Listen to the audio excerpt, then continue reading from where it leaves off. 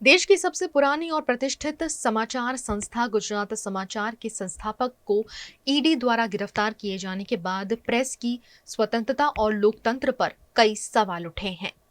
આપ જાણો છો એમ કે ભારતીય જનતા પાર્ટીના છેલ્લા 10 વર્ષના ભારત દેશના શાસનમાં ઈડી, સીબીઆઈ અને આઈટી વિભાગનો દુરુપયોગ કરીને વિરોધ પક્ષના નેતાઓ અને પત્રકારો ઉપર 3000 થી વધુ કેસો દાખલ થઈ ચૂક્યા છે, જેમાંથી સાબિત 1% પણ ઓછા કરી નથી શક્યા।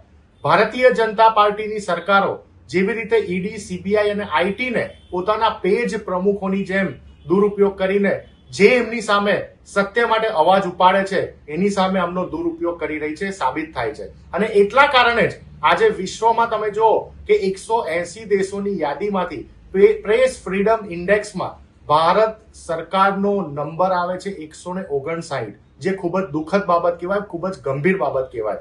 જે રીતે તમે જુઓ કે ભૂતકાળમાં પણ વડોદરા શહેર હોય, ગુજરાત હોય કે ભારત દેશના પત્રકારો અથવા મીડિયા હાઉસ જ્યારે એમને સરકારની સામે અવાજ ઉપાડ્યો છે, જ્યારે સરકારની ખોટી નીતિઓને ખુલ્લી પાડવાનો પ્રયાસ કર્યો છે, ત્યારે એમના ઉપર ઈડીના માધ્યમ દ્વારા, આઈટીના માધ્યમ દ્વારા, સીબીઆઈના માધ્યમ દ્વારા દરોડા પાડીને એમના અવાજને કચડી નાખવાનો પ્રયાસ કર્યો છે। એવી જ રીતે આજે જો કે ગુજરાત સમાચાર જે 93 વર્ષથી પણ વધારે ગુજરાતની જનતાનો અવાજ બનીને હંમેશા જે પણ કોઈ પાર્ટીની સરકાર સત્તા ઉપર હોય એ સરકારની ખોટી નીતિઓને જ્યારે ખુલ્લી પાડતી હોય એવા સમયે ગુજરાત સમાચારના સંસ્થાપક એવા બાહુબલીભાઈ શાહને ઈડીએ આજે એરેસ્ટ કર્યા છે। આ સાબિત કરે છે કે ભારત દેશની લોકશાહીના ચોથા સ્તંભ ગણાતા એવા મીડિયા અને પત્રકારો ઉપર આ સીધો એટેક છે। આ ભારતીય જનતા પાર્ટીનો એટેક માત્ર ને માત્ર મીડિયા હાઉસ અને પત્રકારો પર નહીં, પરંતુ ભારત દેશના લોકશાહી ઉપર છે। ભારત દેશના લોકશાહીને કચડી નાખવાનું આ ષડયંત્ર છે।